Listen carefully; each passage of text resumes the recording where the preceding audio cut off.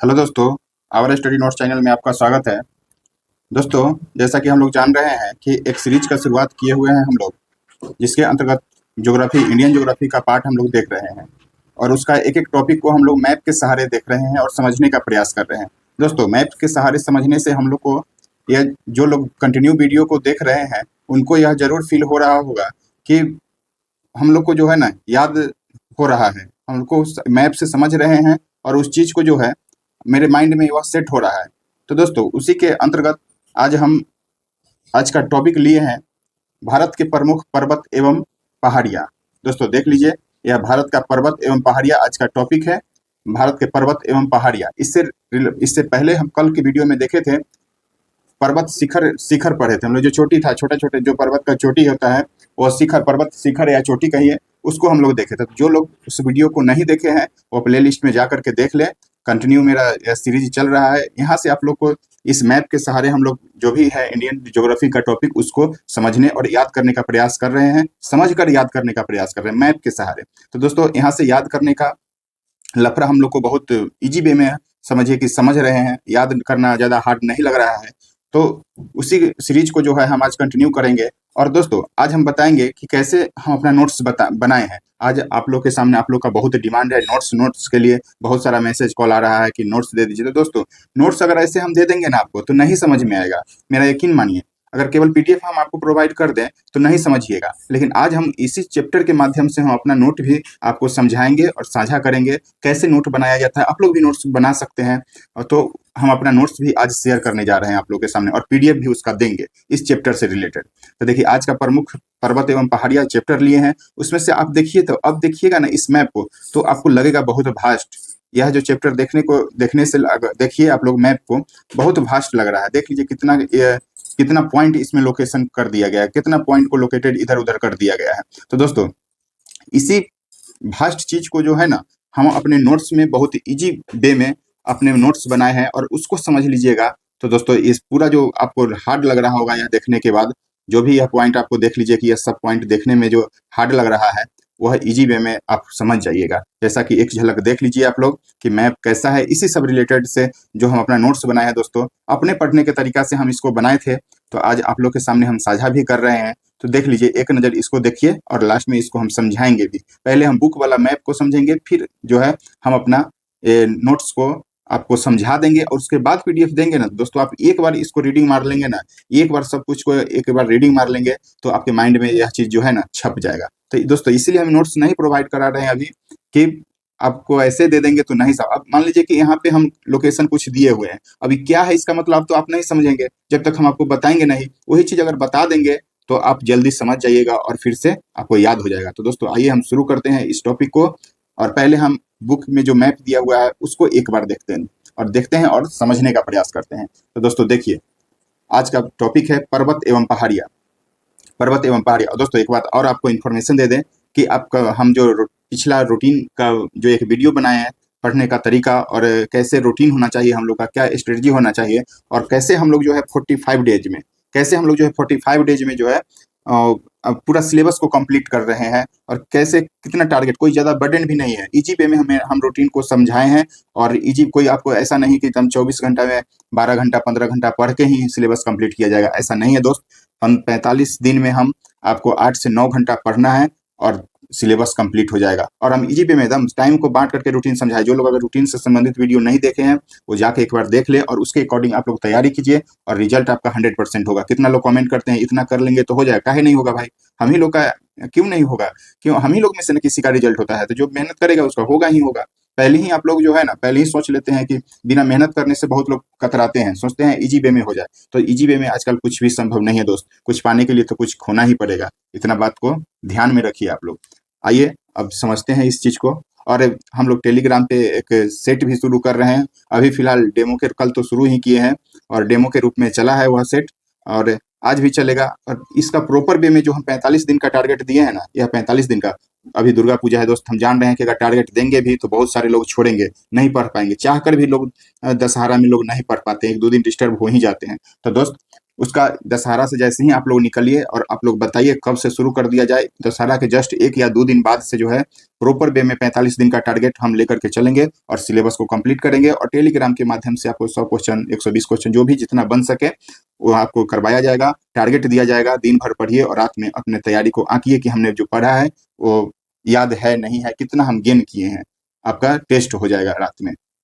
दिन भर पढ़िए और एक बार जो है अपना आपको जो है एग्जाम के रूप में दे लीजिए। तो दोस्तों आइए अब बिना समय गवाए हुए ये सब दोस्तों देखते हैं। तो पहले हम शुरुआत करते हैं दोस्तों ऊपर से। जैसा कि हम लोग कहीं भी एक पॉइंट से पकड़ेंगे और उसके धीरे धीरे सहारे जो है ऐसे करके और धीरे धीरे सहारे हम लोग नीचे नीचे बढ़ते जाएंगे। तो दोस्तों इसको ध्यान रखना है कि कहाँ से हम लोग शुरू कर रहे हैं। तो देखिए इसकी शुरुआत जो है हम लोग यहाँ से कर रहे हैं। दोस्तों देख लीजिए यह जो लोकेशन है आपका हिंदू कुश पर्वत का है, पर्वत श्रेणी का। हिंदू कुश पर्वत श्रेणी जो है आपको देखने को मिलेगा कहाँ पे, यहाँ पे। तो यह जो है आपको लोकेशन पता चल रहा होगा कि यह अफगानिस्तान का एरिया है। और उसी से रिलेटेड यहाँ पे आप देख लीजिए एक और पॉइंट है पामीर ग्रंथि। इसी को बोलते हैं हम लोग पामीर की पठार, जिसको एशिया का छत भी बोला जाता है। तो दोस्तों पामीर ग्रंथि या पामीर का पठार जो इसका लोकेशन देख लीजिए तो यह है। यहाँ पे जो है या भारत के ऊपर या भारत का छत कहिए तो हिंदू कुश पर्वत के बाद जो है पामीर की ग्रंथि या पामीर की पठार है। उसके बाद है जो दोस्तों कल हम लोग पढ़े थे केटू या गॉडविन ऑस्टिन हम लोग देख लिए हैं। 8611 मीटर इसकी ऊंचाई है। और यह कहाँ पे लोकेशन है इसका, तो दोस्तों देखिए यह जो श्रेणी आपको देखने को मिलेगा, देखिए यह जो है ब्लैक दर्शाया गया है और यहाँ पे लिख दिया गया है काराकोरम लद्दाख। यह जो लद्दाख एरिया है और काराकोरम जो है पर्वत श्रेणी है जिसकी ऊंची चोटी जो है यहाँ पे केटू को दर्शाया गया है। और यहाँ पे पॉइंट भी लिखा गया है कि भारत की सबसे ऊंची चोटी पाक अधिकृत पीओके में जो है स्थित है। उसी प्रकार यहाँ देखिए दोस्तों तो यह जास्कर श्रेणी है। फिर से आपको पीर पंजाल श्रेणी देखने को मिलेगा। फिर आपको यहाँ पे देखिए तो यह कैलाश पर्वत है। यही काराकोरम जो आगे बढ़ता है तो कैलाश पर्वत श्रेणी आता है। फिर दोस्तों यहाँ पे देखिए तो नंदा देवी है। फिर बिरहत हिमालय का पार्ट है। फिर हम लोग कल देखे थे यहाँ पे नंदा देवी, धौलागिरी हम लोग कल देखे हैं, देखिए यहाँ पे। फिर अन्नपूर्णा यहाँ पे यह जो है इसका लोकेशन अन्नपूर्णा है। माउंट एवरेस्ट है, मकालू है, कंचनजंगा है जो कि सिक्किम में है। यहाँ पे सांगपुर यह तिब्बत का क्षेत्र है दोस्तों।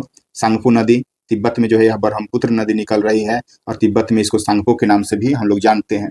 तो दोस्तों ऐसे करके जो हम लोग कल देखे थे और देख लीजिए आज देख लीजिए कि यही चीज को सजाने के लिए दे दिया जाता है। और कभी आपसे पूरब से पश्चिम पूछ लिया जाएगा तो कभी जो है पूरब से पश्चिम पूछा जाएगा, कभी जो है पश्चिम से पूरब पूछ लिया जाएगा। तो इसको ध्यान में रखना है हम लोग के लोकेशन कि यह कहाँ पे लोकेशन। जैसे नंदा देवी की बात करेगा तो यह उत्तराखंड में लोकेशन है। उसके बाद नेपाल के क्षेत्र में जो है देख लीजिए धौलागिरी है। फिर यह नेपाल का ही एरिया है। अन्नपूर्णा है, यह जो है माउंट एवरेस्ट ये भी नेपाल का एरिया है। मकालू है, कंचनजंगा है, आपको यहाँ पे नमचा बरुआ आ जाएगा। तो ऐसे करके हम लोग एक लाइन से ध्यान रखेंगे कि कौन किधर है, किसका एरिया, किसका लोकेशन कहाँ पे है। तो ऐसे करके जो है ना दोस्त हम लोग याद रखेंगे। फिर जो है हम लोग जान रहे हैं हिमालय का जो भाग है हिंदू कुश पर्वत श्रेणी से लेकर के और यहाँ तक जो ऐसे आपको आएगा म्यांमार में अराकानयमा जो पर्वत श्रेणी है वहां तक जो है फैला हुआ है। उसके बाद आपको अब देखने को लिए मिल जाएगा यहाँ पे देख लिए फटकाई बूम हम लोग अरुणाचल प्रदेश में पढ़े हैं। नागा पहाड़िया भी पढ़े हैं, कल ही पढ़े थे हम लोग की नागा पहाड़िया की सबसे ऊंची चोटी सारामती है। फिर आपको यहाँ पे कल पढ़े थे लुसाई पहाड़ी की ऊंची चोटी जो कल पढ़े थे हम लोग ब्लू माउंटेन है।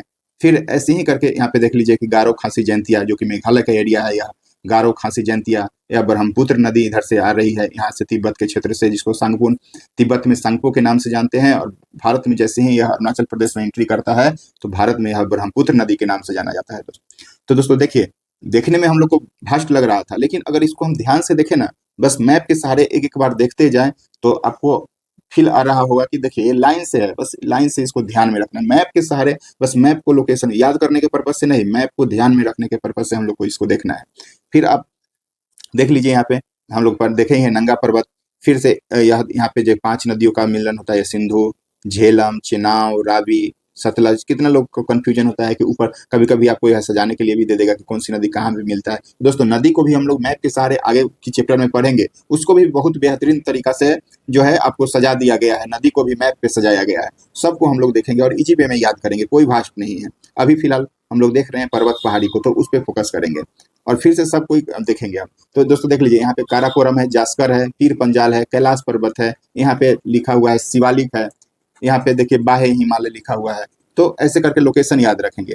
फिर हम बात करेंगे इधर अब नॉर्थ, लगभग नॉर्थ जो है ना हम लोग का कंप्लीट हो गया। अब नॉर्थ कंप्लीट हो गया तो फिर बीच वाला देखते हैं, मध्य में कौन कौन सा है उसको देखते हैं। तो दोस्तों देखिए, यह थार मरुस्थल हम लोग देखे थे कि थार मरुस्थल कहाँ पे है, राजस्थान का एरिया है। और यहाँ पे हम लोग कल पढ़े हैं अरावली का, अरावली श्रेणी है जिसकी सबसे ऊंची चोटी जो है गुरु शिखर, यहाँ पे लिखा गया है दोस्तों देख लीजिए।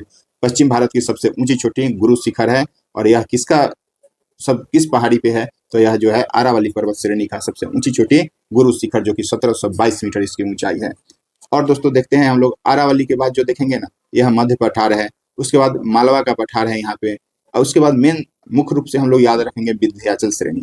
विंध्याचल श्रेणी हम लोग जान रहे होंगे कि अरावली श्रेणी, उसके बाद विंध्याचल श्रेणी, और यहाँ पे जो दोस्तों लिखा गया है यह सतपुरा श्रेणी है। तो हम लोग को कभी कभी ऊपर से नीचे के लिए दर्शन सजाने के लिए भी देता है, तो पहले याद रखेंगे यहाँ पे अरावली श्रेणी, फिर से यहाँ पे विंध्याचल श्रेणी है और सतपुरा श्रेणी है। दोस्तों अभी अभी जो शायद 28 पोस्ट का एग्जाम हुआ था बिहार दरोगा एक्साइज पुलिस का, उसमें आपको यह ताप्ती नदी के बारे में पूछा गया था। तो दोस्तों हम लोग लोकेशन से ध्यान रखेंगे, यह जो है सतपुरा पर्वत श्रेणी है, और इसके ऊपर में जो यह लाइन देख रहे हैं ना दोस्त, यह नर्मदा नदी का है, और ठीक इसके नीचे जो आ रही है वह ताप्ती है। तो नर्मदा और ताप्ती के बीच में जो है सतपुरा श्रेणी है, इसको ध्यान रखेंगे हम लोग, यह क्वेश्चन बार बार पूछा जाता है। और फिर से यहाँ पे देखेंगे हम लोग, तो यह अजंता श्रेणी है, हरिश्चंद्र श्रेणी है, थाल घाट है, सातमाला श्रेणी है। तो दोस्तों यह सब किसका लोकेशन है, यह जो है किसका, यह महाराष्ट्र का क्षेत्र है। तो हम लोग ध्यान रखेंगे कि यह महाराष्ट्र का एरिया, महाराष्ट्र का क्षेत्र में है ये सब। गोदावरी नदी देख लीजिए यहाँ से निकल रही है, गोदावरी नदी यहाँ जाकर के यहाँ पे गिरती है। थाल घाट जो है हम लोग जानते हैं, थाल घाट होता है, पाल घाट होता है, सब कहाँ पे है, थाल घाट पाल घाट तो महाराष्ट्र का एरिया। इस सब का भी चर्चा एक अलग चैप्टर से दिया गया है दोस्तों, तो उसको भी हम लोग जो है एक अलग चैप्टर के रूप में देखेंगे विस्तार से। अभी हम लोग मुख्य रूप से पर्वत पहाड़ी पर जो है चर्चा करेंगे, उसको ध्यान में रखेंगे। फिर से आप देखिए यहाँ पे यह पश्चिमी घाट श्रेणी है, जिसको कि सह्याद्री के नाम से हम लोग जानते हैं। कल हम लोग दोस्तों पढ़े थे कि उत्तरी सह्याद्री में जो है यह महाबलेश्वर है, महाबलेश्वर की श्रेणी, फिर काल सुबाई की श्रेणी, यह सब जो है पश्चिमी घाट या उत्तरी सह्याद्री में बोल सकते हैं। फिर आपको दक्षिण का पठार यहाँ पे देखने को मिलेगा, तेलंगाना का पठार देखने को मिलेगा। फिर से आप देख लीजिए कि यहाँ पे, फिर इधर आएंगे तो यह उत्तरी सरकार है। ये सब तट के बारे में भी हम लोग आगे चर्चा करेंगे। ऊपर बढ़ते हैं दोस्तों, तो मलाईगिरी हम लोग पढ़े थे कि उड़ीसा में जो है मलाईगिरी, और इसी के सबसे ऊंची चोटी थी महेंद्रगिरी। मलाईगिरी का ऊंची चोटी जो है महेंद्रगिरी, कल हम लोग शिखर पढ़े थे, और इसी पे जो है वह स्थित था। छोटा नागपुर का पठार देख लीजिए यहाँ पे। फिर से आपको यह राजमहल की पहाड़ी, जो कि झारखंड का एरिया है, रामगढ़, यह सब झारखंड का एरिया है। बुंदेलखंड यह आपको देखने को मिल जाएगा छत्तीसगढ़ के आसपास में, या छत्तीसगढ़ के यह एरिया है। उसके बाद मैकाल श्रेणी आपको देखने को मिल जाएगी, यहाँ महादेव श्रेणी है। उसके बाद आप देखेंगे ना, इधर देख लीजिए नल्ला मल्ला हिल्स है। उसके बाद जो है यह विशाखापट्टनम चोटी, यहाँ पे देख लीजिए अरमाकोंडा है, जो कि नल्ला मल्ला हिल्स में है। तो यही सब जो है ना क्वेश्चन बना करके आपको इधर से उधर घुमा करके पूछा जाएगा। फिर आपको देख लीजिए यहाँ पे जावेदी पर्वत श्रेणी, तमिलनाडु में, आप कितना बार एग्जाम में पूछा होगा, देखे होंगे आप लोग। यह जो एरिया है कोरोमंडल तट का एरिया है। सेवराय पहाड़ी दोस्तों, कितना बार इसको सजाने के लिए पूछा गया है, बीपीएससी में भी पूछा गया है। यह पूर्वी घाट में, जो जिसको कि कोरोमंडल के नाम से हम लोग जानते हैं। तो और याद यहाँ पे क्या रखना है हम लोग, कि ऊपर से नीचे, पहले उत्तर में क्या है, जावेदी है, जावेदी के बाद आप यहाँ पे देखिएगा तो सेवराय है। फिर से आपको देखिएगा तो नीचे आइएगा तो यह अन्नामलाई है। उसके बाद यहाँ पे देख लीजिए, इसके बीच में डोडा बेटा, जो कल हम पढ़े थे कि यह किसका है, नीलगिरी पहाड़ी का। देख लीजिए यहाँ पे नीलगिरी पहाड़ी है, जिसकी सबसे ऊंची चोटी डोडा बेटा है। तो ऐसे जावेदी हो गया, उसके बाद आपको नीलगिरी हो गया, सेवराय हो गया, यहाँ पाल घाट दर्रा है, जो कि केरल का यह एरिया है। अन्नामुदी, कल हम लोग पढ़े थे कि अन्नामलाई चोटी का जो है सबसे ऊंची चोटी कौन सा है, तो अन्नामुदी है। फिर आपको यहाँ पे देखने को मिल जाएगा, देख लीजिए कार्डेमम, इलायची की पहाड़ी, कार्डेमम की पहाड़ी, या कार्डेमम को ही इलायची की पहाड़ी के नाम से हम लोग जानते हैं। फिर हम लोग कल पढ़े थे सबसे दक्षिणतम चोटी जो है महेंद्रगिरी है। तो यह सब जो है लोकेशन ध्यान में रखना है हम लोग को।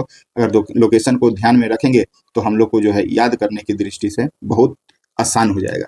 इसको भी देख लीजिए, महेंद्रगिरी, जो कि उड़ीसा में कल हम लोग पढ़े थे। तो दोस्तों अभी तो आप लोग को बहुत खिचपिच टाइप के लगा होगा, बहुत थोड़ा सा टफ लगा होगा, लेकिन देखिए अब इसी चीज को जो है ना, जो मेन मुख्य पॉइंट है, इसको जो हार्ड है उसको हम अपने नोट्स के थ्रू आपको समझाने का प्रयास करेंगे। और देखिए आपको कैसा लगेगा नोट्स, इसको जरूर आप लोग बताइएगा कमेंट करके। देखिए यहाँ पे अब हम लोग जो है एक एक करके जो है समझेंगे। दोस्तों हम लोग जान रहे हैं कि हिमालय का जो भाग है ना, वह 4 भाग में बटा हुआ है, 4 श्रेणी में जो है हिमालय का भाग बटा हुआ है। तो हम लोग उसी पर चर्चा करने जा रहे हैं। पहला पहला भाग है ट्रांस हिमालय, फिर आंतरिक या बृहद हिमालय जिसको बोलते हैं, या इसी को महान हिमालय या हिमाद्री के नाम से जानते हैं। फिर हम लोग पढ़ेंगे लघु हिमालय या मध्य हिमालय, फिर शिवालिक की चर्चा करेंगे हम लोग। तो हम लोग जान रहे हैं कि हिमालय 4 भागों में, 4 श्रेणी में जो है बांटा हुआ है। तो एक एक श्रेणी को न क्या क्या है इसमें, इस पे हम लोग चर्चा करेंगे दोस्तों। तो देखिए, सबसे पहले हम लोग बात करते हैं ट्रांस हिमालय की। ट्रांस हिमालय को उस पार का हिमालय बोला जाता है दोस्तों। उस पार का हिमालय जो कि भारत के उस पार का है, तो इसको उस पार का हिमालय के नाम से भी जानते हैं, या इसको ट्रांस हिमालय भी बोला जाता है। ट्रांस हिमालय में अब दोस्तों क्या क्या है, इस पे हम लोग को फोकस करना है। और यह जो हम लाइनिंग बनाए हुए हैं दोस्तों, यह आपको इधर में आप जान रहे हैं कि इधर में जो है पश्चिम है, यानी कि वेस्ट है। इधर में आपको बता दें वेस्ट है, और इधर में जो है ईस्ट है। तो ध्यान रखना है हम लोग को कि पश्चिम से पूरा जो भी हम यह लाइनिंग दिए हैं, यह पश्चिम से पूरब की तरह है। इधर से अगर हम लोग देखेंगे तो पश्चिम से पूरब, और इधर से अगर हम लोग देखेंगे तो यह पूरब से पश्चिम की तरफ। तो इस लोकेशन को ध्यान में रखना है कि किधर से किधर हम लोग जो है जा रहे हैं। तो देखिए दोस्तों, पहली चीज हम बात करते हैं कि ट्रांस हिमालय में कौन सा है, तो काराकोरम श्रेणी है। काराकोरम श्रेणी, अब काराकोरम श्रेणी में जो है ना, यह केटू है। केटू या गॉडविन ऑस्टिन, जिसकी ऊंचाई जो है 8,611 मीटर है। काराकोरम श्रेणी को जो है ना उच्च एशिया की रीढ़ कहा गया है। उच्च एशिया की रीढ़ जो है कहा गया है काराकोरम श्रेणी को। तो दोस्तों हम लोग देख लेंगे कि यह काराकोरम श्रेणी कहाँ है। तो आपसे सीधे क्वेश्चन पूछेगा काराकोरम श्रेणी जो है कहाँ स्थित है, तो ट्रांस हिमालय में। अगर आपसे पूछ दे कि केटू या गॉडविन ऑस्टिन किस पर्वत श्रेणी में जो है स्थित है, तो हम लोग बोलेंगे काराकोरम श्रेणी में। और दोस्तों एक बात और ध्यान रखिएगा कि काराकोरम श्रेणी को ही उच्च एशिया की रीढ़ कहा जाता है। और यही काराकोरम श्रेणी जो है ना दोस्तों, ऐसे ऐसे आगे बढ़ करके यह नेपाल के एरिया चला जाता है, और यही काराकोरम श्रेणी को कैलाश श्रेणी के नाम से हम लोग जानते हैं। तो दोस्तों इसीलिए हम नोट ऐसे नहीं दे रहे थे। अगर हम नहीं यह बताते कि यह एरो हम किस लिए दर्शाए हुए हैं ऐसे, तो आप लोग नहीं समझ पाते। तो इस बात को आप लोग समझिए कि हम क्यों नहीं दे रहे हैं। देने के लिए हम तुरंत पीडीएफ बना करके भेज देंगे, लेकिन आपको नहीं समझ में आएगा। अगर यही बात हम बोल करके आपको समझा दिए हैं, तो आपको इजी वे में जो है आप समझ लीजिएगा। तो यह काराकोरम श्रेणी है, और यही दोस्तों आगे बढ़ता है तो नेपाल में जाकर के कैलाश श्रेणी में बदल जाता है, यानी कि वहाँ उसका नाम जो है कैलाश श्रेणी हो जाता है। दोस्तों काराकोरम श्रेणी के बाद अब देखेंगे हम लोग, यह सबसे पश्चिम में हो गया। फिर से आपको यहाँ पे लद्दाख श्रेणी आ जाएगा। लद्दाख श्रेणी दोस्तों, उससे पहले काराकोरम श्रेणी में देख लीजिए, यहाँ पे बियाफो है, सियाचिन, ये सब ग्लेशियर का नाम है दोस्तों। 500 ग्लेशियर, सियाचिन ग्लेशियर, और उसके बाद बियाफो ग्लेशियर। दोस्तों कितना बार क्वेश्चन देखे होंगे आप लोग कि सियाचिन ग्लेशियर किस श्रेणी में आता है, सियाचिन ग्लेशियर किस श्रेणी, तक वो काराकोरम श्रेणी में यह आता है। तो ध्यान रखना है। अब काराकोरम श्रेणी के बाद जो है ना दोस्तों, यह लद्दाख श्रेणी आता है। अब लद्दाख श्रेणी में हम लोग देखेंगे तो खारदुंगला है, फिर दिंगराला दर्रा है, या खारदुंगला दर्रा या फिर दिंगराला दर्रा को याद रखेंगे कि यह किस पर्वत श्रेणी में है, तो लद्दाख पर्वत श्रेणी में है। और दोस्तों उसके बाद काराकोरम, फिर लद्दाख। आपको कितना बार क्वेश्चन प्रीवियस से उठाइएगा तो देखने को मिलेगा। इसको सीधे उत्तर से दक्षिण में जो है ना सजाने के लिए दिया गया है। तो पहले काराकोरम, फिर लद्दाख, फिर जास्कर। लद्दाख, काराकोरम, लद्दाख और जास्कर, इसको ध्यान में रखना है हम लोग। या उत्तर से दक्षिण पूछ लिया जाए तो काराकोरम, लद्दाख और जास्कर, इसको ध्यान रखना है। हमेशा हमेशा हम लोग कंफ्यूज कर जाते हैं इसमें।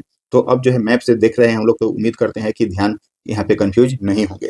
काराकोरम श्रेणी हो गया, फिर लद्दाख हो गया, फिर जास्कर हो गया। और एक पॉइंट देख लीजिए अब यहाँ पे। अब देखिए दोस्तों, यही पॉइंट हम ऐसे ऐसे करके इसमें दर्शा दिए हैं। अब यह क्या है, तो सिंधु नदी है। तो अब सिंधु नदी, तो आपसे क्या क्वेश्चन यहाँ पे बनेगा पता है, लद्दाख और जास्कर, सिंधु नदी किस 2 पर्वत श्रेणी के बीच से गुजरती है। या फिर आपसे पूछ लिया जाएगा कि लद्दाख और जास्कर के बीचों बीच जो है कौन सी नदी गुजरती है, तो सिंधु नदी हम लोग आंसर देंगे। तो ऐसे ही करके जो है ना मैप के सारे हम लोग दोस्तों, इस चैप्टर को पढ़ने में हमको बहुत कंफ्यूजन होता था और हमेशा क्वेश्चन गलत होता था। इसीलिए जो है ना हम खुद से अपना सोचते सोचते ऐसे करके मैप बना लिए, और ऐसा बना लिए हैं कि अब यहाँ से जो क्वेश्चन बनता है ना, और लगभग एग्जाम में यहाँ से 2 प्लस क्वेश्चन ही बनता है दोस्त। बिहार दरोगा में तो 2 से 3 क्वेश्चन यहाँ से पूछा जाता है। हमेशा हमेशा प्रीवियस से उठा करके देखिएगा, हमेशा यहाँ से दोस्तों। यह नोट जिस दिन से बनाए थे, तो मेरा जो है गलत होने की संभावना बहुत ही कम हो गया, यह 9 के बराबर हुआ। उसके बाद जास्कर श्रेणी में एक बात करते हैं हम लोग, तो नंगा पर्वत है। नंगा पर्वत हम लोग देखे हैं, यह किस श्रेणी में है, कल हमने इसकी चर्चा किए थे। तो नंगा पर्वत जो है जास्कर पर्वत श्रेणी में आता है। तो ध्यान में रखना है, हिमालय का ट्रांस हिमालय का पार्ट है एक, जो कि उसमें जो है काराकोरम, लद्दाख, जास्कर पर्वत श्रेणी आती है। और उसमें काराकोरम में जो है केटू, और लद्दाख में खारदुंगला और दिगराला दर्रा, फिर जास्कर श्रेणी में नंगा पर्वत श्रेणी, और लद्दाख और जास्कर के बीच में जो है सिंधु नदी गुजरती है। तो दोस्तों उम्मीद करते हैं कि ट्रांस हिमालय से अगर आपको क्वेश्चन अभी बनेगा तो यहाँ से गलती नहीं होगा। नेक्स्ट हम बात करते हैं दोस्तों, अब हम बात करते हैं, देख लीजिए यहाँ पे इसका बात करते हैं दोस्तों। अब देखिए यह है ट्रांस हिमालय के बाद आता है ना दोस्तों, हिमालय ऐसे है, देख लीजिए ट्रांस हिमालय, फिर आपको आंतरिक या बृहद हिमालय मिल जाएगा, फिर आपको यहाँ पे जो है मध्य हिमालय मिल जाएगा, फिर शिवालिक हिमालय मिल जाएगा। तो ऐसे करके जो है हम अपना अपने तरीका से यह डिजाइन के रूप में सब मतलब सजा लिए हैं, ताकि याद करने में जो है हमको इजी होगा। तो ट्रांस हिमालय के बाद कौन सा आ जाएगा, आंतरिक हिमालय। दोस्तों इसी का अन्य नाम है बृहद हिमालय या महान हिमालय, और इसी को भी हिमाद्री बोला जाता है। तो कभी कभी आपसे पूछा जाएगा कि आंतरिक हिमालय को किस नाम से जाना जाता है, तो हिमाद्री ज्यादातर पूछा जाता है, तो इसको ध्यान रखेंगे।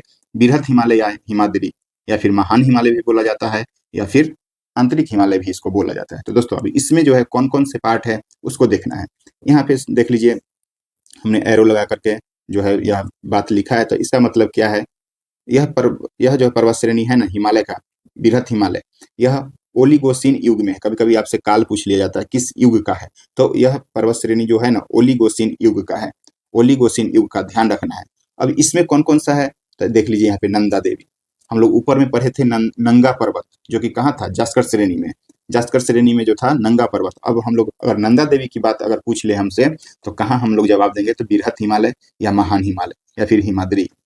फिर नंदा देवी के बाद हम लोग देखेंगे, तो अभी अभी हम लोग देखे थे बुक में मैप से ही कि माउंट एवरेस्ट है, माउंट एवरेस्ट जिसको 8,850 या 48, जो कि कहाँ पे है, तो यह नेपाल में है। फिर माउंट एवरेस्ट के बाद जो है किसका स्थान आता है, तो कंचनजंगा, जो कि भारत में हिमालय की सर्वोच्च चोटी है। दोस्तों देख लीजिए भारत में हिमालय की सर्वोच्च चोटी जो है वह कंचनजंगा है। इसकी ऊंचाई जो है 8,598, जो कि सिक्किम में है, 8,598 मीटर है, जो कि सिक्किम में है। फिर हम इससे आगे बढ़ते हैं तो नमचा बरुआ है, नमचा बरुआ कल पढ़े थे हम लोग, जो कि अरुणाचल प्रदेश में है।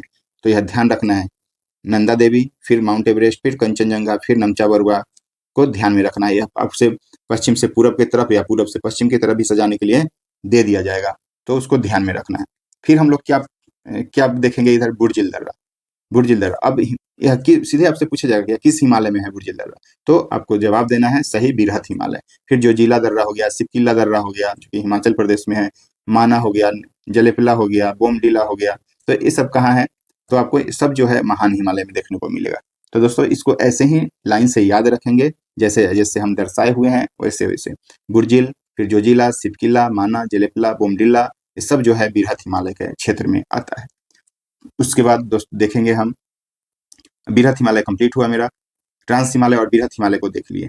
अब जो है ना, अब हम लोग पढ़ेंगे लघु हिमालय को। दोस्तों देखिए यह लघु हिमालय है, जिसको कि मध्य हिमालय के नाम से जाना जाता है, या इसको हिमाचल के नाम से भी जाना जाता है। 3 नाम है इसका भी, लघु हिमालय, मध्य हिमालय या हिमाचल। तो ध्यान में रखना है नाम को। और देखिए दोस्तों यहाँ पे जब हम देखेंगे ना, तो लघु हिमालय के बारे में जब बात करेंगे हम लोग, तो देखिए यहाँ पे यह किस युग का है, तो मध्य मायोसीन युग का है। ऊपर में हम लोग पढ़े थे आलुस्युगियन युग का था बृहद हिमालय, और यह जो है मध्य मायोसीन युग का है। उसके बाद इसमें क्या क्या है, तो पहले तो हम पढ़ेंगे, देख लीजिए यहाँ पीर पंजाल श्रेणी, पीर पंजाल श्रेणी जो कि जम्मू एंड कश्मीर में है, जम्मू एंड कश्मीर में पीर पंजाल श्रेणी। और इसी में पीर पंजाल श्रेणी में जो है ना दोस्तों, जवाहर सुरंग आपको देखने को मिलेगा, गुलमर्ग देखने को मिलेगा, बनिहाल दर्रा भी देखने को मिलेगा, या सिथन दर्रा भी जो है यह पीर पंजाल श्रेणी में। अगर आपसे पूछा जाए कि पीर पंजाल श्रेणी किस में है, तो लघु हिमालय या मध्य हिमालय। और उसके बाद अगर आपसे पूछ लिया जाए कि गुलमर्ग किस में है, तो पीर पंजाल श्रेणी में जो है गुलमर्ग आता है। अगर मान लीजिए कि ऑप्शन में आपको पीर पंजाल नहीं दिया हुआ है, बृहद हिमालय दिया हुआ है, सॉरी लघु हिमालय या मध्य हिमालय दिया हुआ है, तो गुलमर्ग जो है इसी के अंतर्गत में आता है, लघु हिमालय के अंतर्गत, जो कि पीर पंजाल श्रेणी में स्थित है। ऐसे हम लोग याद रखेंगे। हम लोग पहले तो याद रखेंगे कि पीर पंजाल कहाँ है, तो इसको ध्यान रखेंगे। और पीर पंजाल में अब क्या क्या है, जवाहर सुरंग, बनिहाल दर्रा, गुलमर्ग, सिथन दर्रा, ये सब जो है ध्यान में रखेंगे हम लोग। जवाहर सुरंग और बनिहाल दर्रा हमेशा पूछा जाता है, तो उम्मीद करते हैं कि अब जो पूछाएगा तो गलती नहीं होगा। फिर दोस्तों आते हैं हम लोग पीर पंजाल के बाद जो है धौलाधर श्रेणी। यह भी लाइन से सजाया हुआ है दोस्तों, लाइन से है, पहले पीर पंजाल, फिर धौलाधर, फिर नागटिब्बा, फिर आपको महाभारत श्रेणी, फिर मसूरी श्रेणी, ऐसे करके जो है यह सजाया गया है। तो पीर पंजाल के बाद कौन सा है, धौलाधर श्रेणी है। और इसी देखिए हम ऐसे करके जो दर्शा दिए हैं यहाँ पे, धौलाधर श्रेणी का ही विस्तार रूप जो है ना, यह महाभारत श्रेणी कहलाता है, जो कि नेपाल में है। दोस्तों यह महाभारत श्रेणी कहा जाता है, कहाँ है, नेपाल में। यह जो है बिहार एसआई में पूछा गया क्वेश्चन है। आपसे क्वेश्चन ऐसे था, आप देखिएगा क्वेश्चन बैंक में, उस टाइम हम ये क्वेश्चन गलत करके आए हैं, इसलिए हमको याद भी है। क्वेश्चन पूछा था कि इसमें से कौन सा भारत में नहीं है, कौन सा पर्वत श्रेणी जो है भारत में नहीं है। तो दोस्तों इसका ऑप्शन में महाभारत श्रेणी भी था। तो हम उस टाइम जब एग्जाम में बैठे तो महाभारत श्रेणी के बारे में नहीं जान रहे थे, तो इसलिए हम यह गलती करके आए थे। तो यह इसका लोकेशन कहाँ है, नेपाल में है, ध्यान रखना है दोस्तों। उसके बाद यह नागटिब्बा जो कि मसूरी में है, मसूरी में नागटिब्बा कहाँ है, तो मसूरी में है। फिर उसके बाद मसूरी श्रेणी, मसूरी श्रेणी है, और इसी में है आपको उत्तराखंड का जो नैनीताल है, मसूरी है, अल्मोड़ा है, दार्जिलिंग है, उसके बाद चक्राता है, शिमला, गुलमर्ग, सोनमर्ग, यह सब जो है ना, यह सब जो फेमस जगह है दोस्तों, यह सब कहाँ है, तो मध्य हिमालय में या लघु हिमालय में स्थित है इसका लोकेशन। तो ध्यान रखेंगे हम लोग, एक बार इसको रीडिंग भी दे लेंगे समझ करके, तो हम लोग को कंठस्थ हो जाएगा। नेक्स्ट जब हम बात करते हैं दोस्तों, लघु हिमालय से समाप्त हुआ। अब हम बात करेंगे दोस्तों, सबसे लास्ट शिवालिक है। शिवालिक जो है सबसे लास्ट है हमारा, जो कि जिसको कि हिमालय के गिरिपद भी बोला जाता है, या पर्वत पदीय भी बोला जाता है इसको, क्योंकि यह सबसे नीचे है हिमालय श्रेणी। और यह किस युग का है, तो प्लायोसीन युग का, प्लायोसीन युग का। ध्यान रखना दोस्तों, कभी कभी युग भी पूछा जाता है। मध्य हिमालय किस युग का है, तो मध्य मायोसीन युग का। यह जो है प्लायोसीन युग का है, या इसी को भी जो है सोनोजोइक काल के नाम से भी जानते हैं, सोनोजोइक काल। अगर शिवालिक की चर्चा करें आपसे, या बाह्य हिमालय भी इसको बोला जाता है, तो यह किस काल का है, तो सोनोजोइक काल या प्लायोसीन युग का है। इसमें जो है ना दोस्तों, दून घाटी, द्वार घाटी, जैसे देहरादून हो गया, हरिद्वार हो गया, ये सब शिवालिक के अंतर्गत आता है। और यह गिरिपाद भी इसको बोला जाता है, गिरिपाद का क्षेत्र है, मतलब हिमालय का गिरिपाद बोला जाता है। और इसकी ऊंचाई एक बार पूछ लिया गया, या प्रीवियस ईयर क्वेश्चन है दोस्तों, किस इसकी ऊंचाई कहाँ से कहाँ तक है, तो 850, देखिए 850 मीटर या 900 भी कहीं कहीं देता है, से लेकर के 1200 मीटर तक जो है इसकी ऊंचाई है, यानी कि फैला हुआ है। शिवालिक पर्वत श्रेणी 850 मीटर से लेकर के 1200 मीटर श्रेणी तक जो है यह फैला हुआ है। तो दोस्तों यही है, और इसमें एक दो पॉइंट हम इधर उधर करके लिखे हुए हैं, उसको भी बता देते हैं। जैसे जैसे हमने लिखा है, देख लीजिए दोस्तों, आपको बता दें कि हिमालय, देखिए इधर साइड में, हिमालय के सभी श्रेणी का उदय जो है, उत्थान जो है ना, टर्सरी युग में हुआ है, टर्सरी काल में हुआ है। हिमालय के सभी श्रेणी का, अगर सभी श्रेणी की बात करें, जैसे ट्रांस हिमालय, सह्याद्री पढ़े हम लोग, फिर से हिमाद्री, ट्रांस हिमालय, हिमाद्री, मध्य हिमालय, फिर शिवालिक, चारों श्रेणी का जो है अगर उत्थान आपसे पूछ दिया जाए, तो यह टर्सरी युग का हो जाएगा। फिर हम बात करते हैं दोस्तों, इस साइड में जो लिखे हैं एक पॉइंट, यह बिहार दरोगा का क्वेश्चन पूछा हुआ है। नंदा देवी जो है गढ़वाल, यह गढ़वाल हिमालय का भाग है। नंदा देवी जो है यह गढ़वाल हिमालय का भाग है दोस्तों। गढ़वाल पूछा हुआ है कि गढ़वाल श्रेणी कहाँ पे है, यह जो है उत्तराखंड का हिस्सा है, उत्तराखंड का। यही बिहार दरोगा में जो है पूछा गया था क्वेश्चन। तो यही था दोस्तों मैप से, और यह मेरा नोट्स है, बहुत आप लोग का डिमांड्स था। तो ऐसे ऐसे हम चैप्टर वाइज जो है ना, जहाँ हम कंफ्यूज होते हैं, जहाँ गलती करते थे क्वेश्चन को, वहाँ से हम जो है यह नोट्स इसी टाइप का हम बनाए हुए हैं। और इसमें आप लोग को पता नहीं, अब आप लोग को कैसा लगा होगा, हमको तो इससे इजी आसान लगता है। और यह एक पेज का जो है नोट्स है, लेकिन इसको हम समझ लेंगे तो यहाँ से 100 क्वेश्चन भी अराइज हो सकता है, और यहाँ से आपको 3 से 4 क्वेश्चन हमेशा देखने को मिलेगा किसी न किसी एग्जाम। खासकर ज्योग्राफी बिहार के दृष्टि से जो है, बिहार के एग्जाम होता है उसमें ज्योग्राफी पूछा ही जाता है, खासकर पर्वत पहाड़ी, ये सब तो फेमस है ये सब क्वेश्चन। तो यही था दोस्तों मैप, और मैप के सारे हम लोग समझ लिए हैं। और इस सब चीज को एक बार ध्यान से इसको देखना भी है, खुद से भी देखना है। हम पीडीएफ डाल देंगे टेलीग्राम चैनल पे, और इसको एक बार वीडियो अच्छे से समझ लेना है, कहाँ पे कहाँ लोकेशन है। उसके बाद खुद से आप वैसे ही, जैसे हम बता रहे हैं वैसे ही आप लोग भी खुद सोचिएगा और समझिएगा, मैप पे अपना ध्यान देते रहिए कि कौन सा कहाँ पे है, कहाँ पे लोकेशन है। और उसके बाद एक बार इसको भी आप लोग मेरा नोट्स को भी देख लीजिएगा, याद करने के लिए यह बहुत सरल हो जाएगा। तो दोस्तों यही था आज का टॉपिक जो है यही था टॉपिक आज का। तो उम्मीद करते हैं दोस्तों कि आप लोग को बहुत ही अच्छा पसंद आया होगा। और पसंद आए तो दोस्तों लाइक शेयर सब्सक्राइब कीजिए आप लोग। बहुत बहुत आप लोग का बहुत डिमांड आता है। तो दोस्तों उम्मीद करते हैं कि यह बहुत पसंद आया होगा। पसंद आया तो लाइक शेयर एंड सब्सक्राइब कीजिए, और ज़्यादा से ज़्यादा यह ग्रुप में शेयर कीजिए आप लोग इस चैनल को। दोस्तों धन्यवाद।